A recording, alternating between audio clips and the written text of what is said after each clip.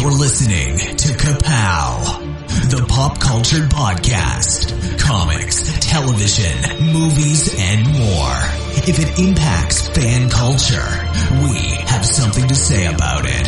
And now, your hosts, Michael, Jordan, Cliff, and Seth.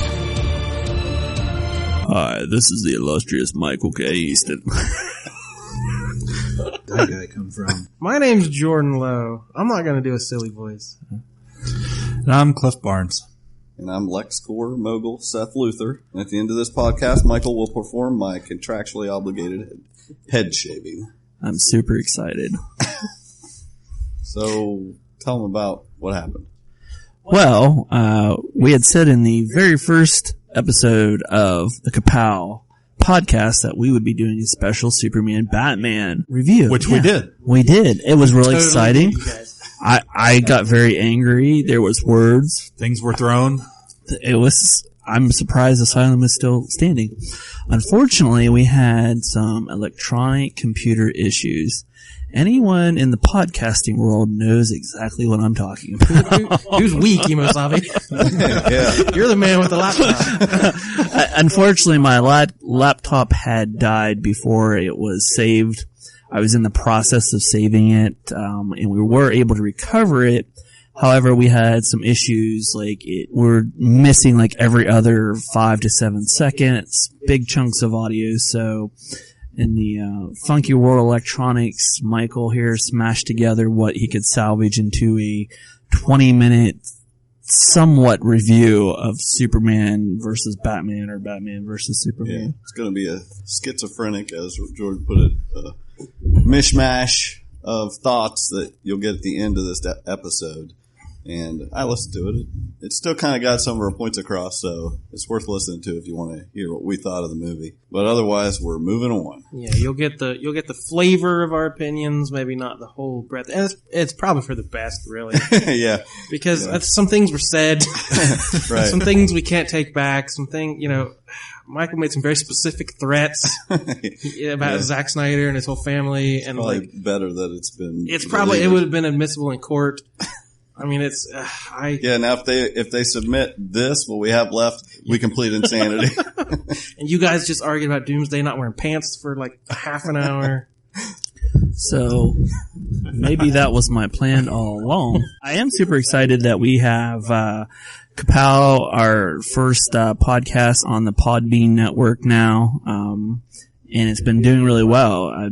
It was a lot of work, and I'm happy that it's up there. We have a brand new intro coming with this podcast. You guys will hear at the beginning of this. They've already heard it. You did that. Yeah. They've already heard that. Let me jump in my DeLorean. So not only are we on Podbean right now that we're running through, we're actually on iTunes. You can find us on iTunes now. So please go, if you use iTunes, go seek us out. Find us under Ka-Pow, the Pop Culture Podcast. Give us a review. 5 stars are great. 5 stars are wonderful. They will let people be able to find us a lot easier. We actually just got our first review this week after episode number 1. We did? Yes. On what? Our friend Jesse Starcher from the Source Material podcast actually wrote, let me read it for you real quick. These 4 boys have been around longer than you think, bringing you the rebranding of their So Pro podcast. KPP delivers some great content. The news, discussion, and opinions about the world of pop culture and comics will keep you entertained. That's awesome. Thank you, Jesse. Yeah, thank you, Jesse. Well put. I think we should hire him as our PR man. Now, Jesse, log in as someone else and do that same thing. Yes. I believe you have a wife and some children, and We're going to talk about stuff that happened this week. Got some news. What happened this There week? was Come huge, on. of course, Come on. news from Star Wars. No. Star Wars, nothing but Star Wars. And how they went back in time and got the same actress to play. Mon Mothma? Yes. Yeah, pretty much. That's great. The trailer dropped yesterday showing Felicity Jones as Jen Erso. Is that it? That's what I took. I think that's the name I saw. There's a few other people listed as being in it. Mads Mikkelsen, Alan Tudyk, Ben Mendelsohn, he was great in Bloodline. And he's a good villain. Looks like he's going to be doing another villain role. And Forrest Whitaker. Yes. That was a little bit of a shocker. Yeah. I didn't expect that one. Yeah, Ghost Dog, Way of the Jedi. Yeah. But it looked extremely He's been planning on this for the whole entire time since that movie came out. It looked so good. Like, it knocked my socks off. I was not expecting. I was kind of like, I did not know what to expect from this movie. Yeah, so it's this been trailer, really, really quiet. Oh, man, I wish they would not have brought this trailer out for another few months because... Well, this was only the teaser. This wasn't even the official It was 2 trailer. minutes long. That's a freaking trailer, man. Did it make you feel like a little kid again? Oh, it was so good. And it passed the Bechdel test. That's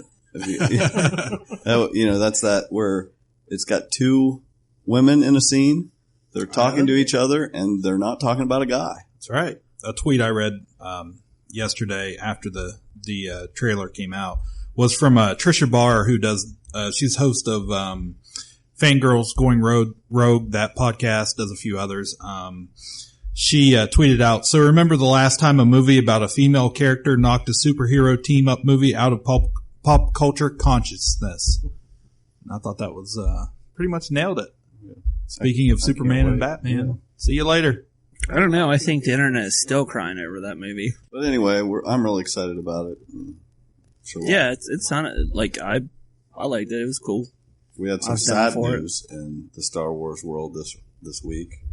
Erik Bauersfeld, 93 years old, who played Admiral Ackbar, died. It's a trap. He's still alive. That's what I said. Don't go into the light. It's a trap. He also did the voice of Bib Fortuna in Return of the Jedi. But yeah, he died this week. And there was some, who was it?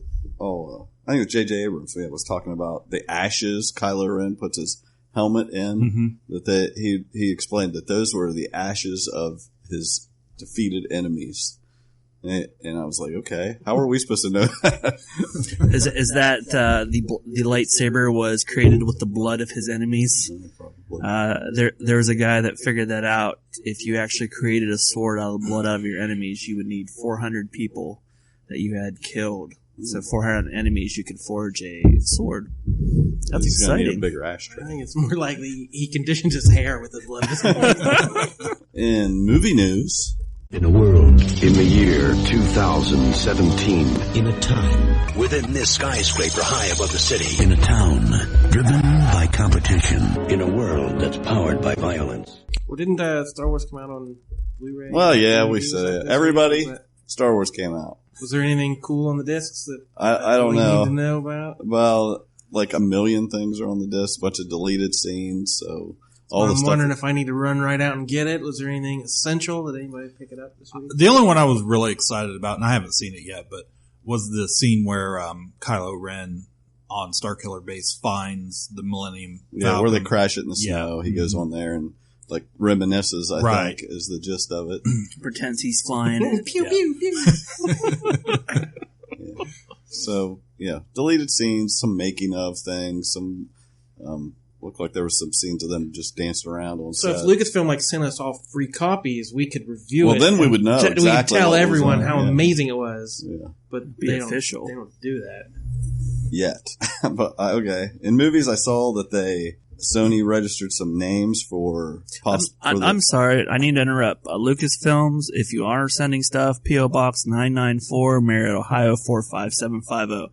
Send us. Please continue. Who knows what you're going to get now. Yeah. But Sony registered some domains for the Spider-Man movie titles, possible ones, threw out some red herrings, I'm sure, along with it. So, could be one of these. Is the red herring part of Sinister Six?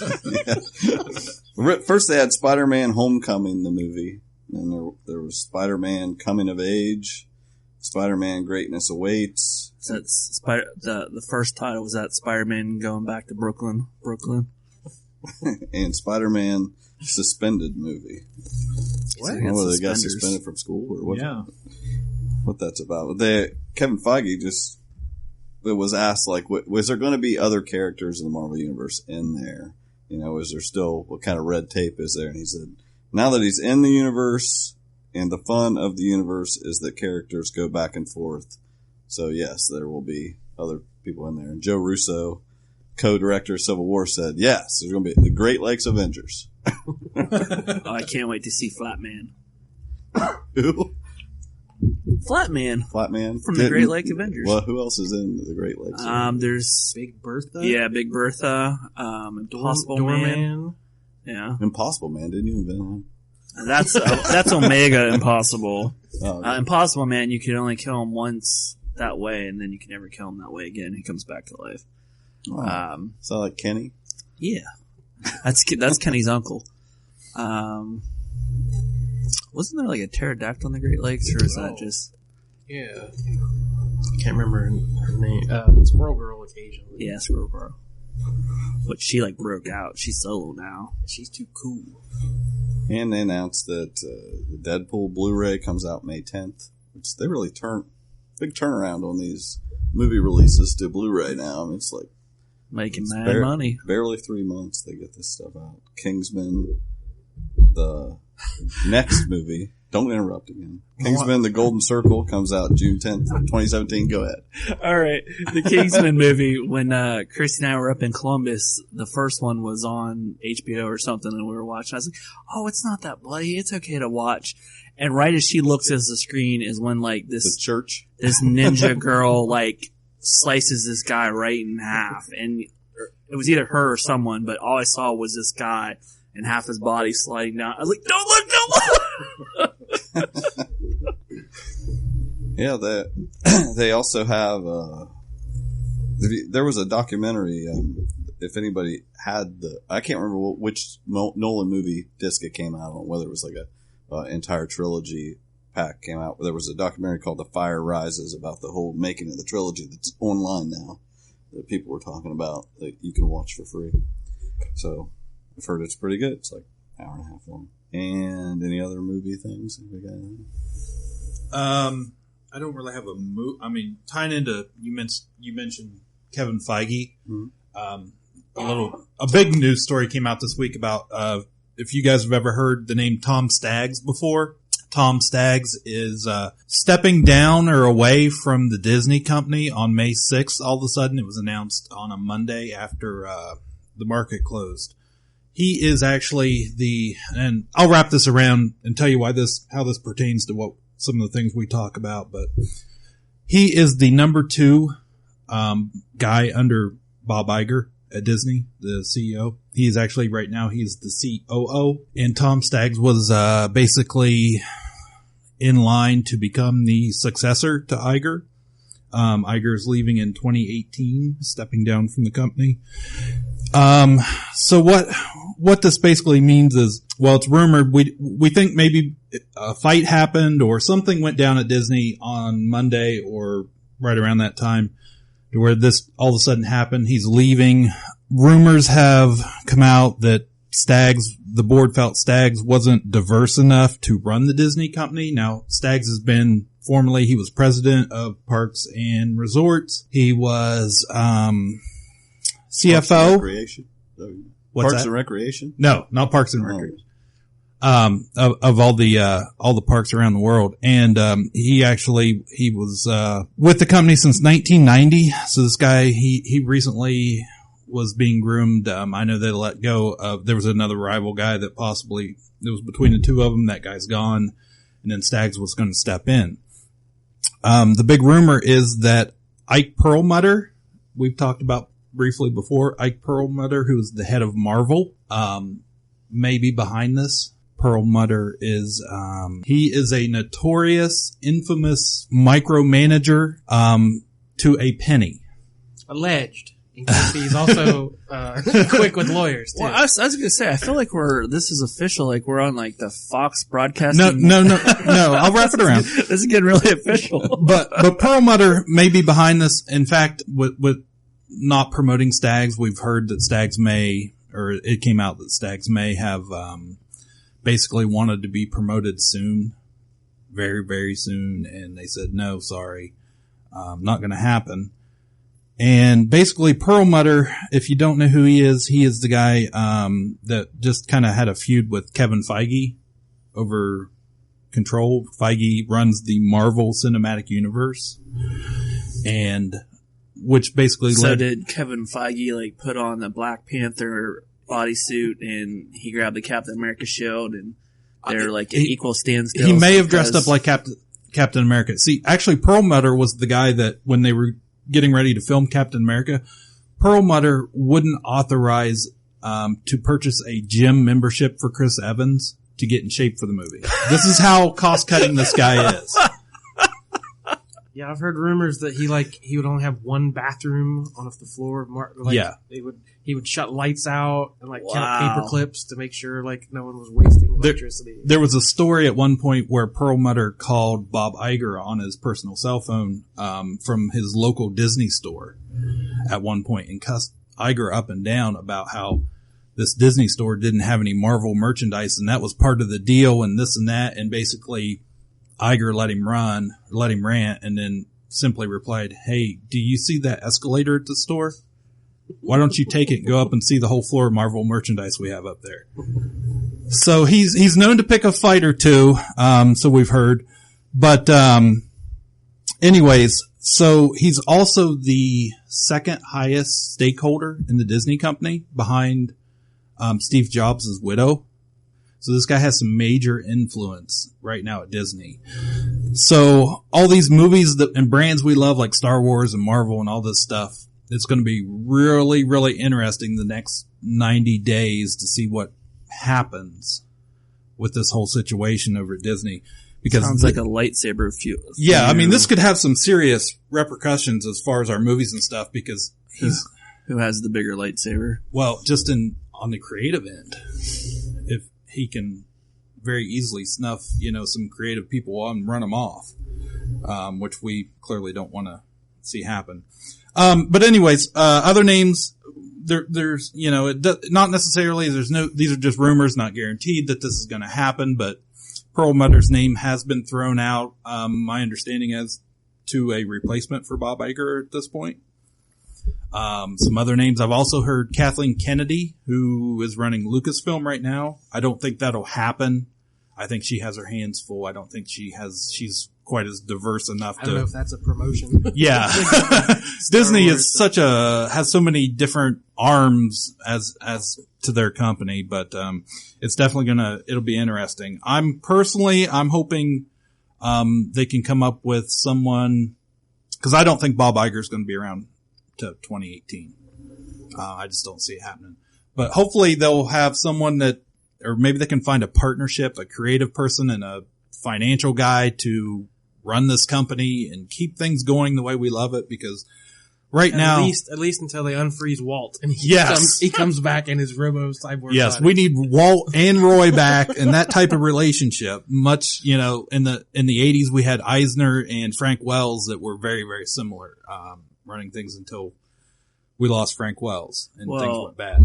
They're waiting to unfreeze Walt. They're waiting on Adolf Hitler to come back and his gorilla brain body whatever. That made absolutely no sense. Pretty good plot though. Yeah. So anyways, yeah. So, for anybody, I know it's it sounds like they said a big news, It sounded like real official news. Anything like that. But I would keep an eye on Kind it. of stuff that makes more impact than even casting news. It does. It's the stuff we don't hear about, or it's all behind closed doors. Well, we're arguing about plot points and big picture stuff. That's probably more important than anything else that's going on. Yo, Chris Evans, you're a movie star. You go exercise on your own time. Was that everything? Yeah, go ahead. Okay. In other movie news, there was a trailer that dropped for Swiss Army Man with Daniel Radcliffe and Paul. It's a Paul Dano movie. Anyway, it looks very interesting. With no one's seen it. Daniel Radcliffe is kind of like he's dead and he washes up on this deserted island, and this other guy is using him like a Swiss Army knife. It's very strange and very out there. What? In a Weekend at Bernie's kind of way? What are we talking No, it's like fantasy. It reminds me of duct tape spoons and knives to his fingers and arms. Well, he's talking to him too, but he's dead. It's very, very, very strange. I recommend everyone go on YouTube and watch the trailer. Daniel Radcliffe. After the podcast. Yeah, after the podcast. Should we supply a link to said trailer? We should. We will. Jordan. Scroll down your page and you'll find a magical link. And the other movie that I wanted to mention was Hardcore Henry, which looks freaking awesome, and I really want to see it. It's one of the actors is the guy I can't pronounce his name because I forget it, but you couldn't if you did. I know. But he's the guy that was on District 9, and all this. The main guy. Yeah, Charlton Copley. Guy? Yes, I think so. The nerd that kind of starts mutating into, is that him? Yeah. Okay. Well, I listened to him on the Nerdist podcast. We don't need to promote them. They've got enough fans, but, they were talking about the movie and I watched the trailer. It's the very first ever action movie that is first person shooter, and anyone that's played a Call of Duty game or any other wartime movie or, video game in the last 10 years will love this movie. This thing I'm afraid to go see. I like first-person shooter games, but it about makes me sick to think of sitting and watching it. Motion sickness. That's what they talked right about, and that's one thing that they did. They played very close attention to, and they said, really, people that are sensitive to that shouldn't have a problem with the way this is shot. And even, have you watched the trailer? Yes. Did it make you sick? No, it just didn't make me excited, but I'm... Why do I even talk to you sometimes? I don't know. I haven't seen Cloverfield yet. It seemed kind of like a gimmick to me. I'm like, all right, well, whatever. It was like, this is great for 2 minutes. Yeah, but then that scene, he comes out of a chopper or something. Yeah. Gets blown back onto a motorcycle, drives the motorcycle through that whole scene. I was like, wow, okay, I haven't seen that in a movie before. And all those shots, this is what made me excited, is all those shots, none of them are computer generated. They actually did them. That's what it looked like actual stunt performance, actual... Yeah, everything. There's a couple times where they're like, I think someone might die. So yeah, it is an old time effects movie. It's all really happening. So yeah, I'm sure I'll watch it someday. I'm not gonna run to the theater, but it does look interesting. TV time. You have failed this city. Run, Barry, run. Marvel and DC on TV. I am Supergirl. What's your name, darling? Agent. Okay, now is everybody as mad as I am about The Walking Dead? Everybody's mad about The Walking Dead. I know everybody else is, but are you guys mad? Because I wasn't mad, but I was disappointed. So ticked off. I'm just annoyed.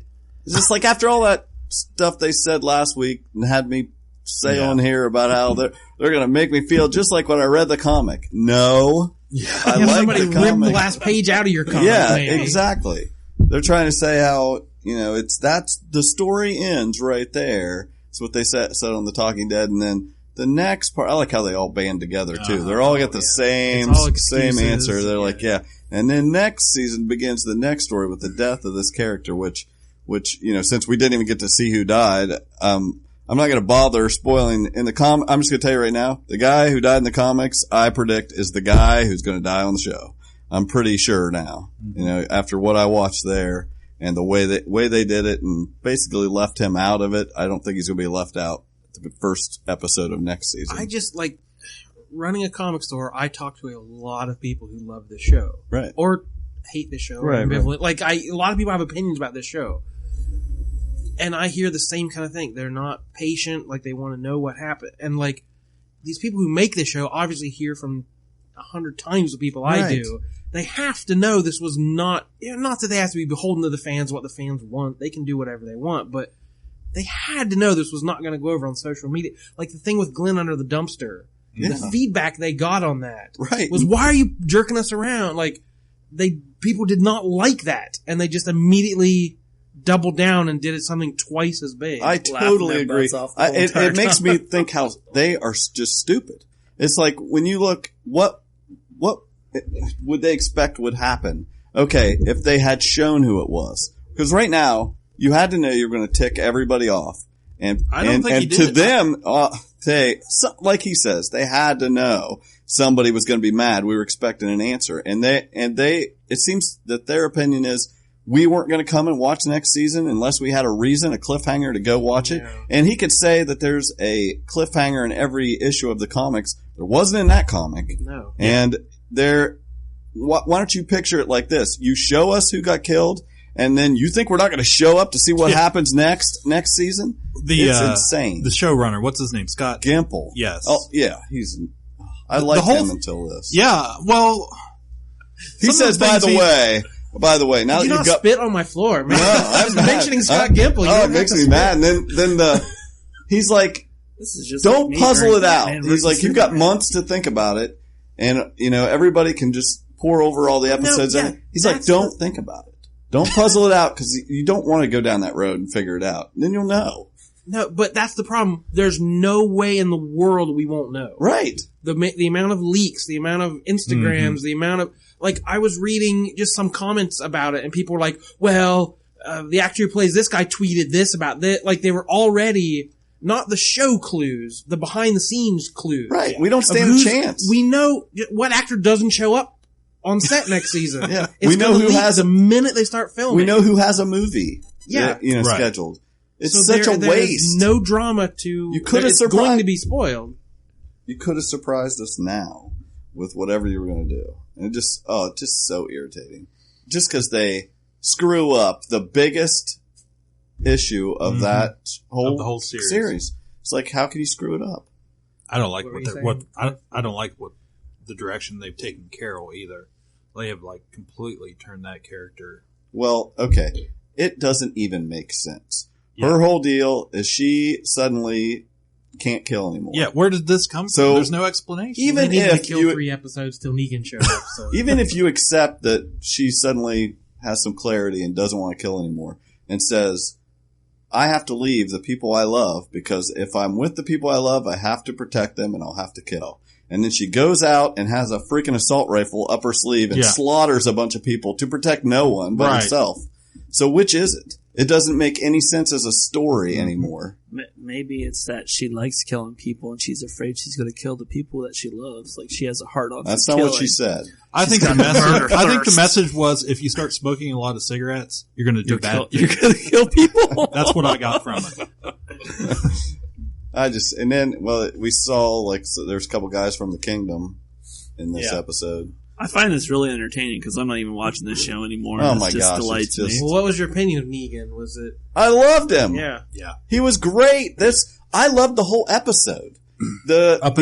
Constantly it didn't need to be 90 minutes. Exactly. It was yeah. Well, it was 90 minutes with a half hour extra of commercials. Yeah. It wasn't any longer hardly of an episode. So yes, it was another part of their stunt.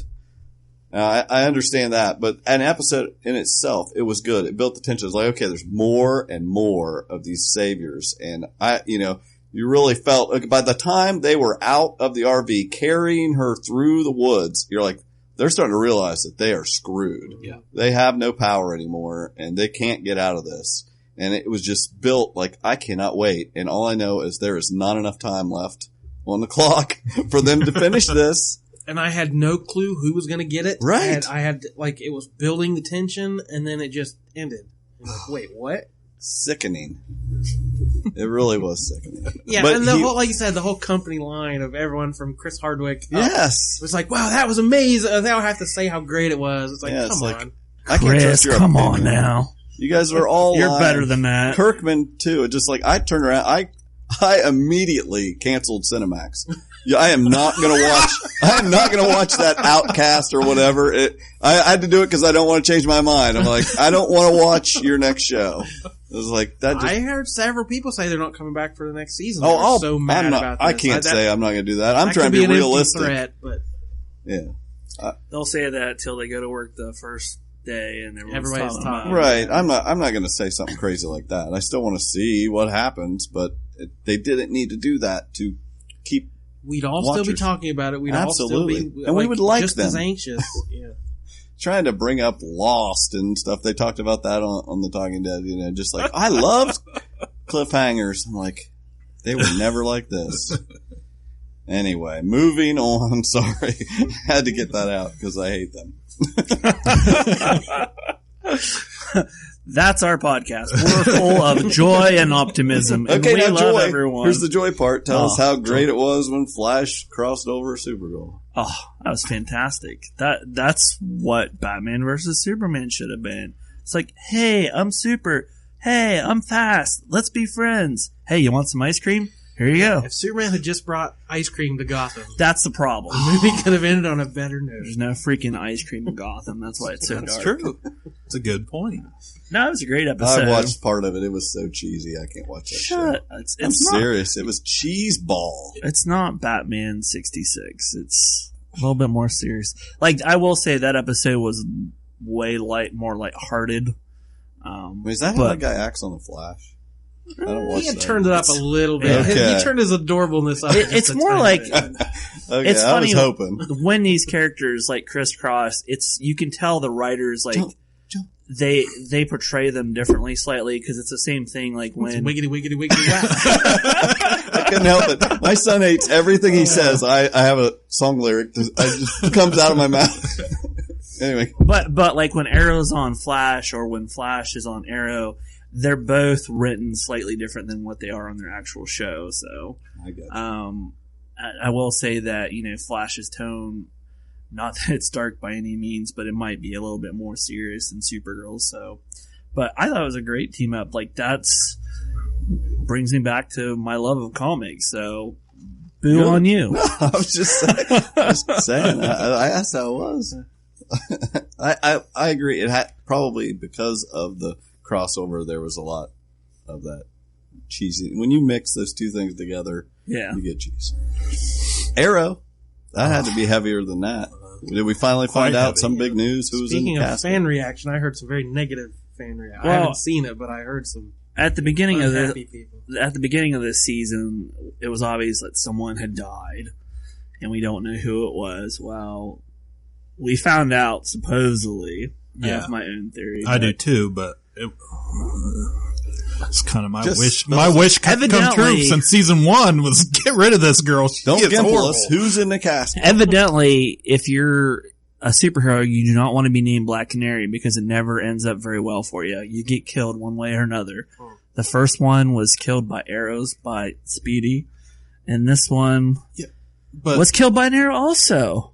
yeah, but that's true. I didn't think about that. I was kind of thinking in terms of like fan reaction.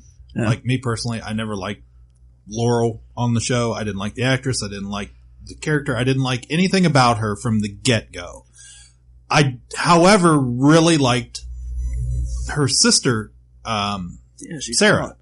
on the show, which is she's now back from the dead on White Canary. Yeah, as White Canary on Legends of Tomorrow, which I love.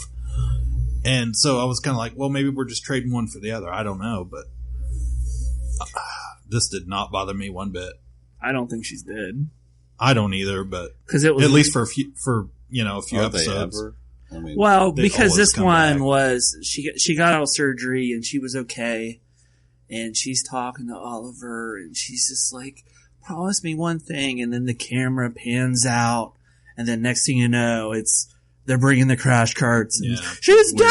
Oh, and I thought Detective Lance was going to have a heart attack because he's like, oh. I know. I was like, they're both gone. I like Kiefer. Actually, I don't mind her I liked her better when she came to Black Canary. I did not like her as an alcoholic. I thought that liked was her at all. completely over the top, but, and Damien Dark got his idol back. Diggle's brother is a traitorous. Yep. All I knew the whole time. Just poor Diggle. It's one more time where he's got to say, "You're right, Oliver. You're always right. I'm never right." Like, it's almost like When a will they relationship, learn? like with a woman. It's like, "I'm never right, Oliver.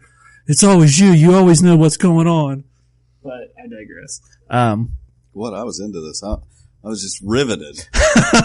This acting display. Well, because Oliver's always like, it's funny how his character's developed, but he's always like trying to go towards the light, and he just like, he flips like a coin, like into Batman. He's like, "I am the night," and then he's like, "But I love Felicity. No, I love Laurel. No, I'm a whore." It's like he's been with every woman on the show except for his sister, and that would be a totally different show. So they announced a live-action Cloak and Dagger series. Live action? It's coming to Freeform? Yeah, what was formerly ABC Family. Yeah, they're cool now. Yeah, what's Tandy and Tyrone? What are their names? Supposed to be a superhero love story.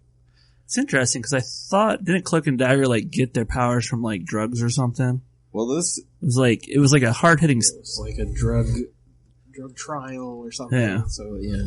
Is Big this why? pharmaceutical drama? Is this why it's going to Freeform instead of your regular ABC?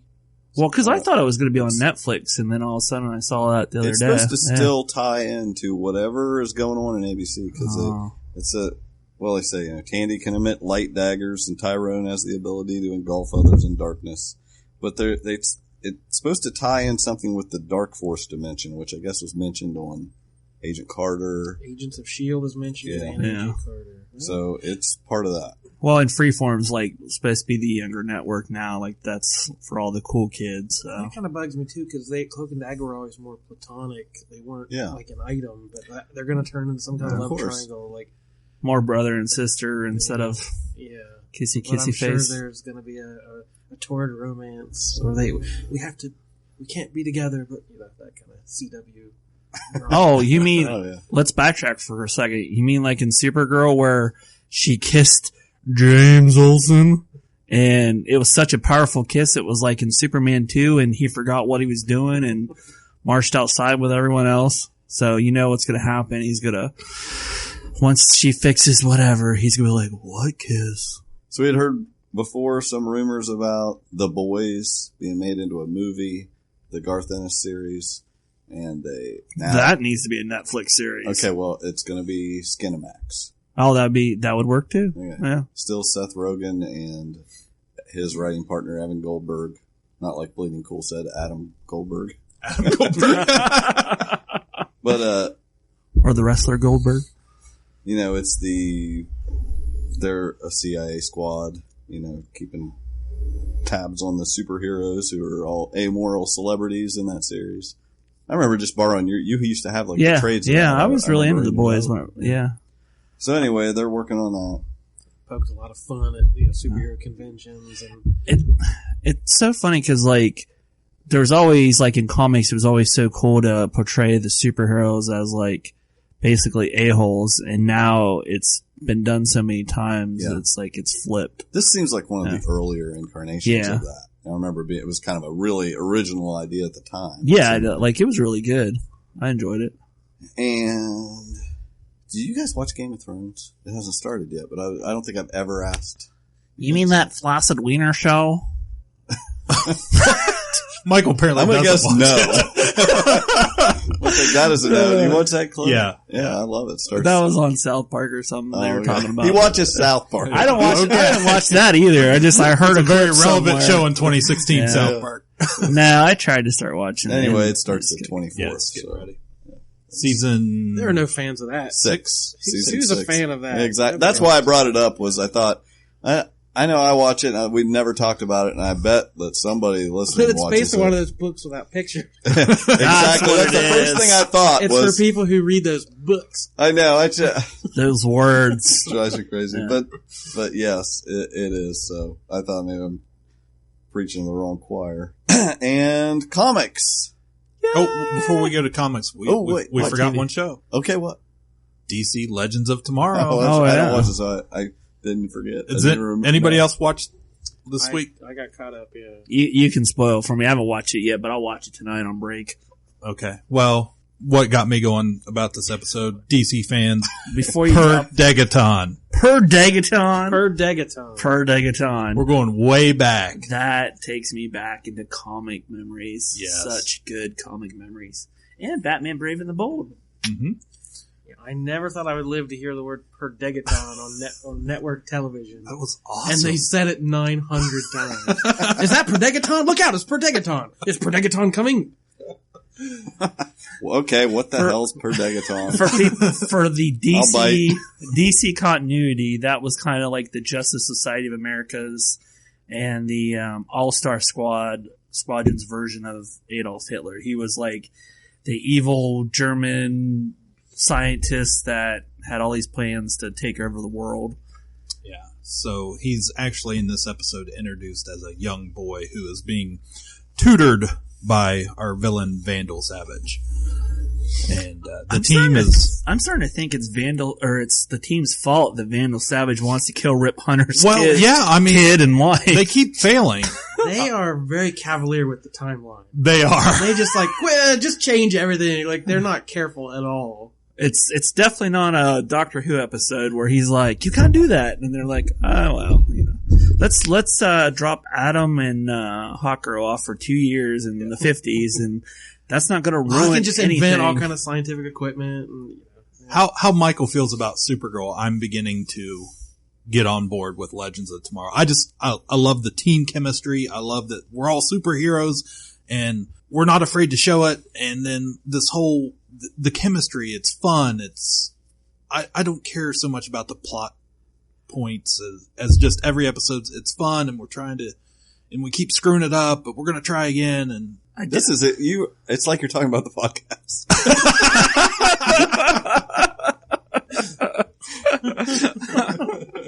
It's getting real up in here. Yeah, it's not my favorite show, but they revealed who Kronos was, the guy who's been hunting him since the first episode, and I was like, ooh, good twist. Like, yeah. It was a very good moment. I did not expect that at all. His helmet on. Well, I did like that he had that armor on because it reminded me more of the Heatwave comic book version. But I might be getting him mixed up with the Batman villain also. Well, just the fact that we had an episode that had Vandal Savage, Per Degaton, and Kronos all in an hour or whatever the show is, 30 minutes an hour, whatever it is. That's DC coming to life right there. They do throw a lot in each episode. It's amazing that they can accomplish what they can accomplish where other shows aren't able to in an hour. Comics! Wait. This is a good bit. Go on. I just wanted to bring up that Wynonna Earp premiered this week on the Sci-Fi Channel. Based on a comic by Bo Smith, who's fairly local. He lives in Huntington, West Virginia. So he shows up at all the cons in this region, and evidently, like a really cool guy. Evan Bevan's family is like friends with him. Yeah, the Earps. They know. Yeah. So it's a story about the descendant of Wyatt Earp. He gets a kind of a mystical birthright to fight demons and things. That premiered on Sci-Fi Channel. It wasn't bad. It was an interesting setup. I thought the actress was really good in it. Was she fun to look at? She was okay to look at. Just okay? Yeah. Okay. I'll have to check that out. I forgot about that one. And does anyone else watch the Teenage Mutant Ninja Turtles cartoon? I do, but I'm so far behind. I think, what season was it on now? I don't know. They're in space. What network is it? It was on Nickelodeon. Okay.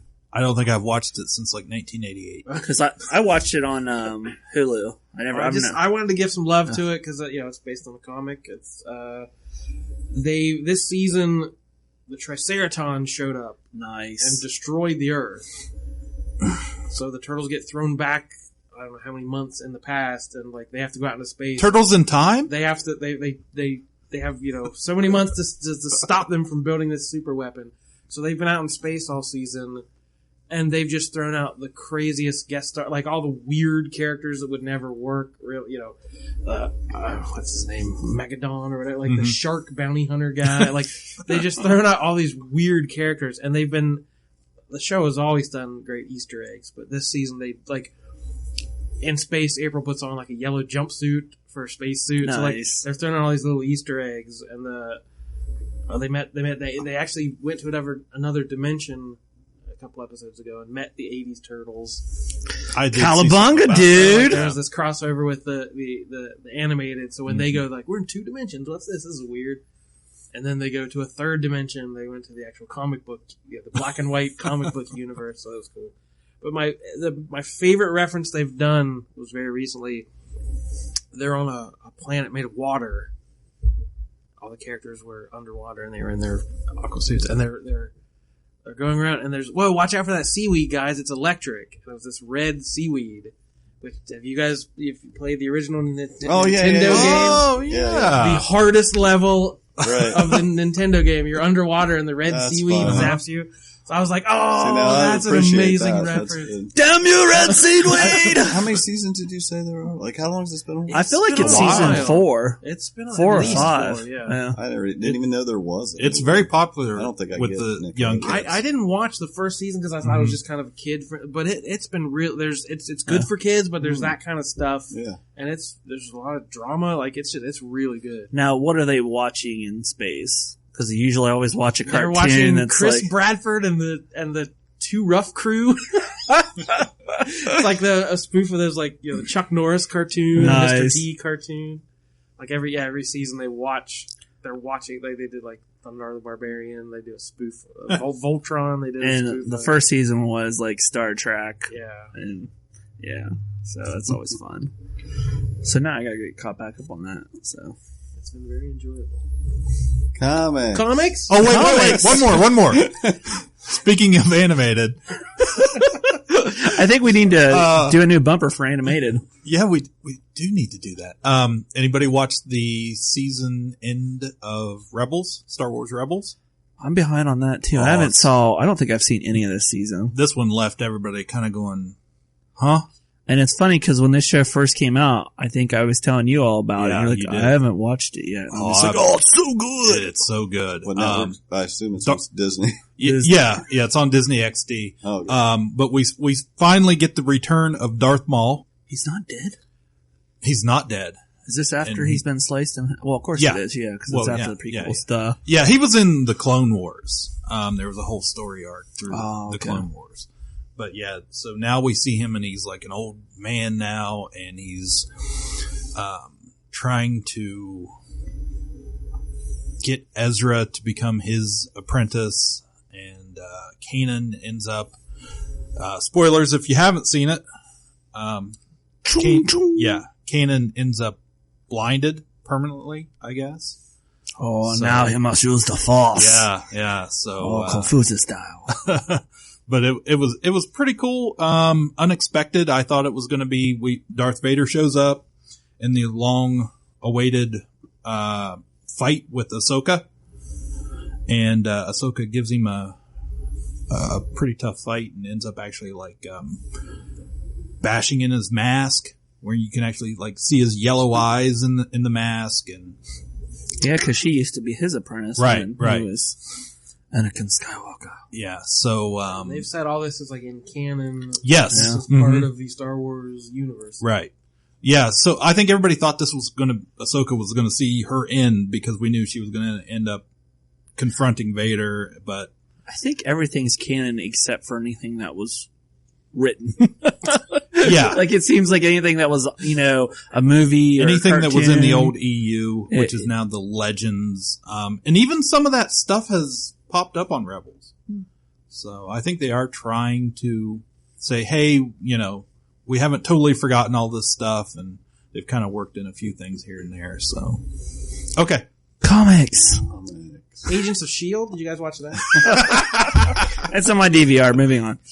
Yeah, Bobby and Hunter left, who are the best part of the show, so there's no real reason to watch it anymore. They're going to their own show, right? Yeah. Okay, comics. You unlock this door with the key of imagination. Beyond it is another dimension. A dimension of sound. A dimension of sight. A dimension of mind. Okay, Marvel is actively trolling DC and comic book retailers around the world. We already said May 25th is when that DC Universe Rebirth comes out. Yes, the one shot that kicks it all off. The one shot kicks it off. And now DC is wanting, I'm sure you're not going to participate in this, but they're wanting to have a midnight opening. I did that like that when the New 52 launched. They did the same thing when they put out Flashpoint number 6 and Justice League number 1. they put out at midnight. I did a bunch of people showed up. Actually. Okay, well, they're doing it again, so you might as well get in on it. I guess, are you saying here whether that's going to happen or not? I don't know. Well, last time it was September, so it was the same month as my anniversary. So I did a whole anniversary sale party and midnight release. This might happen. Stay tuned. Yeah. We'll update you before then. I might just be here anyway. Just, if you show up at midnight, I'll sell you a comic. I don't care. but Marvel said, well, go ahead, because that's like, that will be turning into a Wednesday, and Marvel said, they announced, you can sell our comics at midnight also. Yeah. And that's the same day that Captain America Steve Rogers #1 comes out. So they're like, yeah, just go ahead and while you're doing that DC thing, buy Marvel comics. And then, this is my favorite part, in June, Deadpool #13 comes out, and they've added a previously unsolicited Rebirth variant that they say they're trolling DC, but I feel like they're trolling you. Because it says retailers must buy 52 regular copies before you get the retail variant. They've done that before. If you remember when Justice League of America launched, they did the 50 state flag variants. Yes. There was a variant for each state flag. Deadpool did the 50 state birds variant. So it was like him surrounded by 50 birds, like sitting on his shoulder and stuff. And they've done, I forget what the other one was, but they've done that before, where if you sent in stripped covers from different DC books, Marvel would send you a Deadpool variant. So yeah, they are just messing with each other. I just thought that was hilarious. But this whole Rebirth thing you guys were saying is like refocusing and something like that. I was looking, there's going to be so many different Supermen. I'm super pumped. Like, they don't even care anymore. I was like texting Jordan earlier. I said, you got that DC Rebirth catalog? Like, I was like itching and, and he's like, well, it's online, but it's, next week. And I was like, oh, okay. So I'm in bed and I got it pulled up and I'm like, oh, Superman. It's like a Chinese Superman, married older Superman. Well, that's what I was. Superwoman, like Lois. I haven't seen that one. They said something like a Lois Superwoman, a Supergirl, Supersuit Lex. The sons of Superman and Batman teaming together. Yeah. It's just like, which we mentioned. Like, why did you retcon Crisis? Why have you messed with anything? If they don't even care anymore. Well, I think, I mean, I don't know, but like they had this Lois and Clark Superman miniseries that focused on, she was pregnant, wasn't she? And she was, that came out of Convergence. They brought in the pre-crisis Superman and Lois. And now evidently she gave birth. And so, like, to me, I feel like this is the true evolution of the DC universe. And I was looking through everything and I feel like I haven't bought a DC comic, I can't tell you in how long. And this actually got me excited again. I was like, ooh, I want these. Like, all the books look good. As far as I can tell, they're refocusing the Titans on what the Titans should be. To me, it's like, we really screwed up. We fixed it. Here's what it should be. It seems like there's some silly stuff. There's some extraneous stuff to Superman, whatever. But it'll be a net positive overall, because there's a lot of stuff they're fixing. A lot of stuff that looks a lot better than it has been lately. So. Well, just like in the Bat universe, like they had killed off Stephanie Brown, and then they brought her back, but she wasn't Batgirl or the Spoiler, and I see that she's in the books. Kane, the daughter, is it the daughter or Cassandra Kane? Cassandra, yeah. She's in there, and so like I feel like they're going back to their audience instead of trying to find these new readers that aren't out there. Well, I did have a correction from last week where you asked me how long New 52 was going on. And I said, when I opened the store in 2005, Infinite Crisis was going on. Or I said Final Crisis, but it was actually Infinite Crisis. Yeah, it was Infinite. So that's a correction to all you sticklers out there. Because I wasn't getting Infinite and you were. And I was? Yeah, well, yeah. I might have been. I don't remember. What was that? That was when... I had to look it up. Like, what is Infinite Crisis? It was like the Superboy punching reality. I got Countdown to Infinite Crisis. Oh, Countdown was awesome. I love that. I think we talked about that once. I love that issue. Yeah. I mean, which one was it with Jean Lauren, like, walking on the brain? Identity Crisis. Identity Crisis. I love that, too. That was before my I love that, too. Yeah. Okay. I remember you getting that. Yeah. So. Yeah, I have the issues of that. Anything with Crisis, I like. Yeah, I don't delve too much into DC, but there's certain gems out there that I just singular stories that I think are great, and that, like you said, that countdown to Infinite Crisis was such a good. I had never been really exposed to a Blue Beetle before, and I thought that was great. So take that, Perlmutter. I had to think, what in the hell is he talking about? All right, well, it's not up to me, but I think we should wrap it up. You guys are about to listen to a whole bunch of Batman and Superman gibberish after this. Well, real It's quick, a very fluid conversation. Evidently it's backup time, or backup podcast. I did want to mention Bureau. It's by Walter Osley. It is a Kickstarter graphic novel that I supported. It's a beautiful book. The front is partially embossed and has a raised, I forget what that's called, raised texture to it. This book is beautiful from front to back, and it's actually a very entertaining story. I actually started looking at it about 3 o'clock in the morning after getting off work and did not put it down until I was done reading it.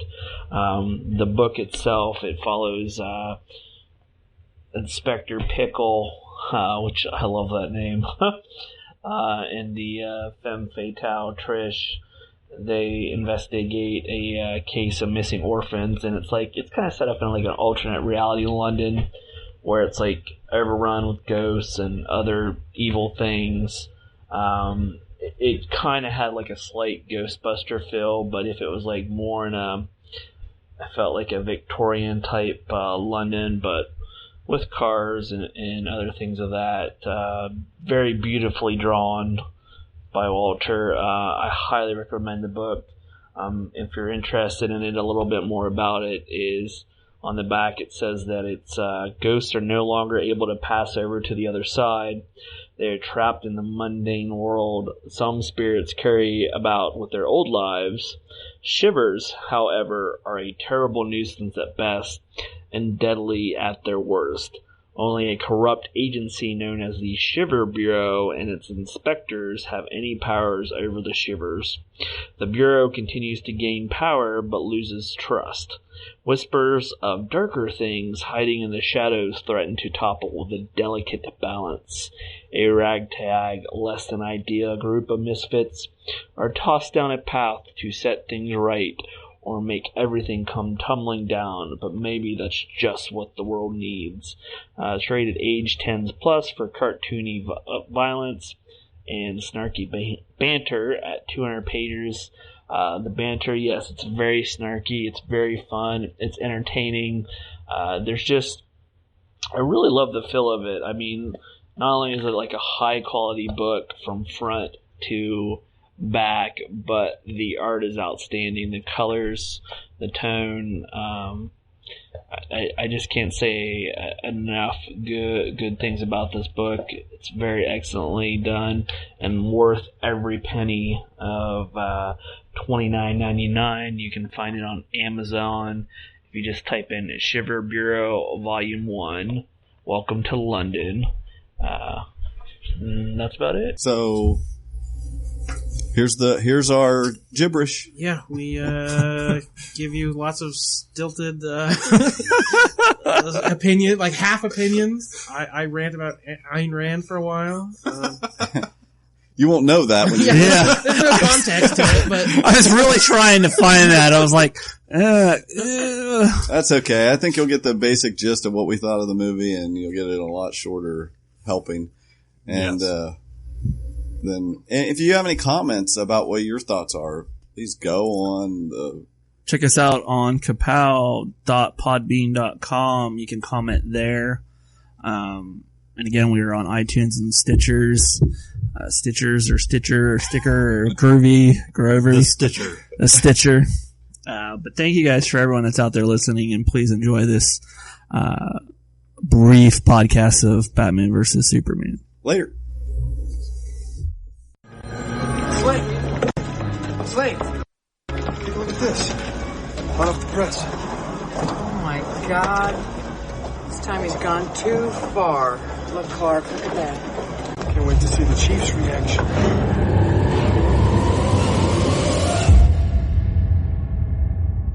And now, you will fly to him, and you will battle him to the death. Black and blue. Fight night.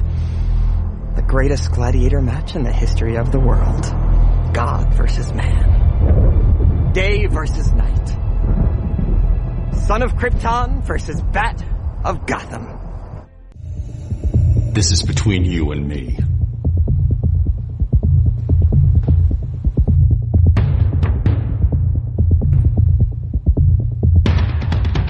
We don't have to do this. Sure we do.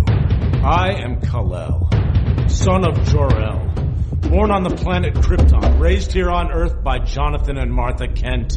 I am vengeance. I am the Knight. I am Batman! You're just a man with no superpowers. You're right. I'm just a mortal with only his wits. At the end of this podcast, Michael's going to perform my contractually obligated head shaving. I actually thought of shaving my head today. I was sick and tired of my receding hairline. Hey, we were looking for premium content. I think a video of you shaving Seth's head could get the views. Oh, well, dang. Don't have a camera. Batman is watching the end of Man of Steel, and he didn't like it either. Pretty much. Yeah, there was that whole recap that I really thought was unnecessary, but whatever. Oh, yeah, we see the origin story again of Batman, which wasn't terrible. It was in the credits. They did the same thing with Man of Steel, right? And then they had that one scene where Batman watches this old video of his parents, and it shows his dad dressed up in a bat costume. Oh, wait a minute. That's from an old continuity. I'm sorry. Please continue. Yeah, use your sarcasm tone. Man, he wanted, Doomsday. We wanted to fit everything in this movie, glue it all together, and not necessarily have a coherent story. But as long as we could check all those boxes. Oh, it's hard to tell. Zack Snyder, when it comes to Superman, he's kind of thrown the playbook out of the window. Yeah, that's I've heard that the same way to describe both loving it and hating it. Well, if you really knew the source material, you'd love it. Yeah. Well, no, if you really love the source material, you'll hate it. Like I've heard both. Well, the first one, is that a direct quote from Zack Snyder, the first part of that? And the rest is everyone else? Because, he thinks he knows better than all of us what it's supposed to be. And that he's gonna show us that, this is what Batman and Superman. To me, it was overkill on the seriousness that even when they had, some comedy in it that, to me it was almost like they were trying to emulate the Marvel movies. But it was so serious that the comedy did not go off well at all. Just Alfred and Perry White were the only ones allowed. Every line out of their mouth was a joke, and no one else had any lightness or. Right. It's such sharp contrast to every other moment in the movie. I did love Perry White going to Clark. This isn't 1938. You're not relevant anymore. Yeah. And I was like, Herb. This is another sick quote from Zack Snyder. He said, we just did it as a little aside because we've been tracking where we thought the movies were going to go, and we didn't have room for Jimmy Olsen in our big pantheon of characters. But we can have fun with him, right? By shooting him in the head. I was getting punched in the face the whole time. It's just anything he could cram into this movie is it's crazy. Well, and that's why, I say it's a love letter to The Dark Knight Returns, because it takes a lot from it, but because of the continuity, you don't have the same story. I like the new take on Batman. Why do we always have to see a complete origin? We have a Batman that had been through everything. Hopefully he's had several Robins by now. They nod to that's got to be like a Jason Todd outfit in the Batcave. And the Batcave's torn up and stuff. It's all, basically around the Dark Knight. But I like that it's this far in the future. We're getting an old Batman we've never had before. I liked Affleck as Batman. Yeah, if we're going into positives, I was perfect. I didn't like the story, but I liked him. Right. I loved his outfit. I liked what they did with the, explaining with the voice modulator and things. Yeah, it's always been an issue with Batman's voice, but that worked fine for me. Batman running around branding people. Really, that lost me right there. And that's a story flaw. Yeah, that's what I said. I have a problem with the story and these dreams that. There was one too many dream sequences. I will say that. One too many? There were like 8 too many. Well, it's almost like they were like, we are not going to follow suit with Marvel and have a post-credit scene. Our post-credit scenes are going to be in the movie. Where it should have been, where they show the Flash and Cyborg and gosh, I can't even remember. Flash, Cyborg, Aquaman. Yeah, where they do that should have been post-credits, not, I'm sitting around surfing the web. Hey, look, I finally got into this, and it was just kind of distorted. The whole story was just a distorted mess. Well, wait, positive. Again, we're going to talk about Wonder Woman. I liked Wonder Woman. That was the best part of the movie. It was. I came out of the movie going, I really like Wonder Woman. A cliched femme fatale sort of look at things, but when she broke out as Wonder Woman, I was like, yeah, there we go. Yeah, it was. I heard mentioned elsewhere. I can't remember, but like they just assume you've seen the previews, that you know who she is, because they don't. Yeah, this movie assumes everything. Something negative. I thought Jesse Eisenberg sucked. I thought that Lex Luthor was stupid. This over-the-top Riddler thing he was doing, I didn't like it at all. I've heard some people say they did like it, and I'm just like, that's fine. There's things people are going to like, but that was just interesting Luthor. If he would have just played the role he played in Social Network, that would have been creepy and good. Evil Mark Zuckerberg defeats Superman. I was okay with that take, just not the choice of that the way he acted. Yeah, it just didn't work for me. Therefore, we're acknowledging that Lex Luthor and Clark or Superman have no back history and don't know each other at all. No. You mean he didn't lose his hair due to Superboy? This is just a whole lot of. He's got what's with the Jolly Ranchers? What was? Yeah, green. They are delicious. Uncomfortable. They are delicious little candies. I think that was a little product placement. Yeah, a little gratuitous. The mother box. Everyone has a mother box that can open up portals. Have a mother box? Well, I have a father box. The box that went into Cyborg. Yeah, that was stupid. Lois Lane, come on. She got shot at. She got thrown out a skyscraper. She almost drowned. Just in this little pool. It would have been badass if she'd have dove in there, got that spear, been proactive and actually accomplished something. There was no reason that she had to be saved by Superman. He's the one that has to go get this kryptonite spear. Get somebody else. You got Batman and Wonder Woman standing right there. Say, could Batman you get that? Because anything. Is aware that spear would hurt Superman. Maybe Batman think, hey, there's this spear I could go get. But like I'm saying, Lois Lane was just... It was a total waste so of Amy weak. Adams. And because a stronger character. And in this, I was just like, she should have been able to take care of something herself instead of just standing there being saved, thrown off of buildings. She got that bullet out of that book. Yeah, it's true. Well, she should have been dancing with Batman at the gala. Yeah, she could have had a much stronger role, but it wasn't one of the boxes that needed checked. I did like the reference to Superman with the whole pole looking like from where Superman gets the Kryptonian. The chain around the neck. Yeah, the kryptonite. And was that in Superman 1? I have no idea. I'm trying to reference. Yes. The whole pool of water that she throws the spear into, it looks like Lex Luthor's lair, and I think it's Superman 1. But he wraps his kryptonite necklace around him, and he's going to... And then Martha Kent, she's just like, screw them. You don't owe these people anything. It's like, really? Ma Kent? But, again, what the hell I had to say was this was an easy plot device where you could have said, obviously the wheelchair was lined with lead, or he would have saw the bomb instead of, I didn't look. Yeah, he didn't care. Yeah. He didn't, But please continue on to your rant. Not to turn anything political, but I heard, the first thing that, months ago, I knew where this movie was headed because I saw Zack Snyder on Conan O'Brien. And I told this story before on the podcast, but I think it was one of our episodes that never went to air. So I'm going to tell the story again. He was on Conan, and he was talking about, Conan said, didn't you want to about world peace? And Zack Snyder said, well, I first started thinking about that with Watchmen and Dr. Manhattan.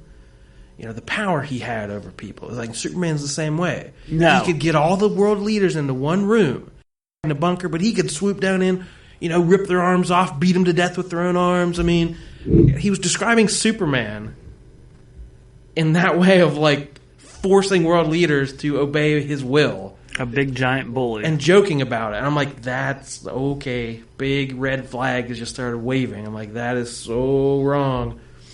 And then I hear she's famous. It's not that I'm not pretending to be an expert on philosophy. He's not being pretentious, folks. Yeah. But it's important. It's important to comics history too. Objectivist philosophy is important to comics. Her whole thing was the Fountainhead and Atlas Shrugged. It's about geniuses and creators, these superior beings who are beset by all these lesser people. They call it they're made men. It's all about self creation, and everyone else uses this lie of altruism to bring them down. Well, you should give to charity. You should. She was an atheist, so Christianity, that was the ultimate use of this. And of course, Superman's oftentimes a Christ figure as a metaphor. And it's exactly what Steve Ditko believed. So when he created Spider-Man, that was just an object lesson every month that doing good for others gave you no reward. Like, you always got, you lost your date to the prom, or that character. Yes, the whole no good deed goes unpunished thing. So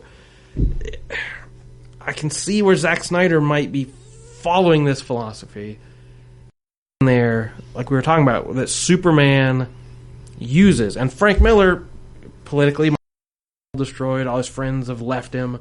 He's a broken man. And his quote, if they can, Bruce, every year they grow smaller. Every year they hate us more. We must not remind them giants walk the earth. They are tiny and stupid and vicious. I mean, that's amazing Frank Miller prose, but it's the worst possible Superman. Right. It is Superman at the end of his rope. Because Superman's kind of corny and outdated. Like, this is a cool Superman, an edgy Superman.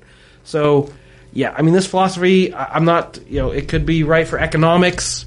It could be right for the world. They're not worth it. It's a different character. Ugh, it was just wrong to me. It's just and good value.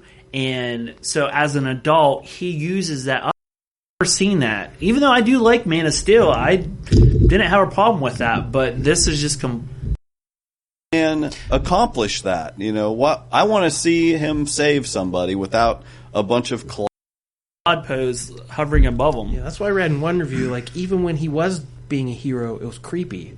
Like, he floats down. Right. People or the Mexican Day of the Dead thing where everyone's worshiping, and it's meant to be creepy. But, like, right. Even when he's being a hero, it's kind of weird and alien and off-putting. He's up there laughing. You want me to save you? It's just a cold thing that just, that's Superman to say that. That is like, to me, that's where I said earlier, I was like, him being a big bully. Like, Superman knows he can do all these things, but he chooses not to. He, just like when Grant Morrison wrote him versus the Elite, like, supposed to be, there are comics out there, that show what we're talking about, what makes, Clark Kent good, his parents good, the character. I mean, his whole existence is he is the ultimate do-gooder. What were your thoughts on the way Batman acted, though? There was a lot of talk about him killing. Week was trying to excuse, saying, "Well, it was more manslaughter." That's what he said. He didn't directly kill anyone. Right. You know, he just blew up the car. You happened to be in the car. I think you guys are talking about. Yeah, I mean, it's just ducks. I don't want to blow up those ducks. But there was one of those moments where he's going after the trailer that has kryptonite, and gone, and they're just all like, "Oh no, here you go, Luke or Lex. Here's your kryptonite." That's what I'm afraid of, is that he's going to wait to the next, like, we had to kill Superman for you to understand what he's about, and whether he gets a chance or not, like, I do. You know, funeral for a friend. You know, it was, we lost the Man of Steel. He died saving us. No, that alien who destroyed everything is finally gone. Good riddance. He's been buried. Exactly. But his mom. These guys' moms have the same name. Michael admitted he had never. I never caught that. Like, because it's always been Mom, Pa, Ken. I just never really thought about it. And I was just like, did I really not know? I bet that blew your mind. It did for a second, because I was like, I'm like going back in my comic book history. I'm like, huh? Well, they wrote it out as, you know, Clark Kent was still alive. But so, like, in the next movie, will there be no Clark Kent? Is there no secret identity? He is just Superman 24/7. I will say, if Clark Kent comes back, he better have a ponytail. Yeah. Justice League now, because we all know how much Batman wanted to be a part of the Justice League all the time. Yeah, what do they say? It starts shooting. I mean, you mentioned that fans have started petitions. You know, get rid of Zack Snyder. You know, all the because that works. Yeah, because guys, a creature was created from the blood of Lex Luthor combined with Kryptonian technology with the sole purpose of destroying Superman, and it's starting to shoot already. April 11th, they begin shooting that movie for next year, and yeah, it's like Superman can't show up in Justice League like, "Hey guys, how's it going?" Like, be a real cheery fellow. Yeah, one of the producers was saying it's supposed to be a little bit lighter in tone for her work. That Superman was corny and past his prime and kind of lame, because this was right before the big 90s where everything had to be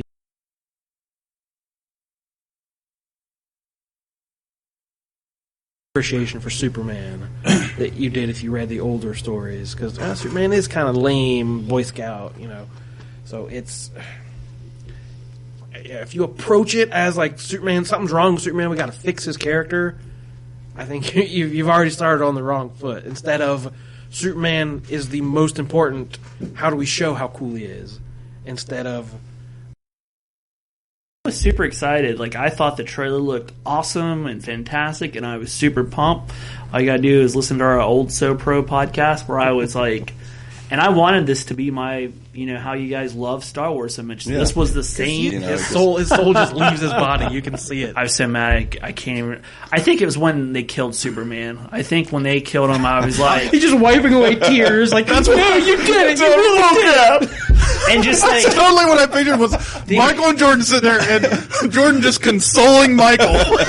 He was not a hero in that moment. How did I not see this coming? Well, guys, that do it for our all Batman Superman edition. May we go forth and be merry. Yeah, I mean, if you love the movie, we're not saying you're wrong. If you hated the movie, we're not saying you're wrong. Just, these are our opinions, and it's the way things struck us. We didn't mean to be entirely negative, but you know, you're a fanboy. You got to pick things apart. So this is the one time in my life, because out of all these movies that have been adapted, I always am very neutral and try to go in it with open eyes. But this is the first time ever where my nerd rage is so hardcore that I was like, well, I'll go watch next Captain America movie to see Superman. And with that, I am the illustrious Michael K. Easton. Jordan Lowe. Cliff Barnes. I'm Seth Offenberger, and as promised, Michael, go ahead and take a little off the top. Ping! Ping! They're coming!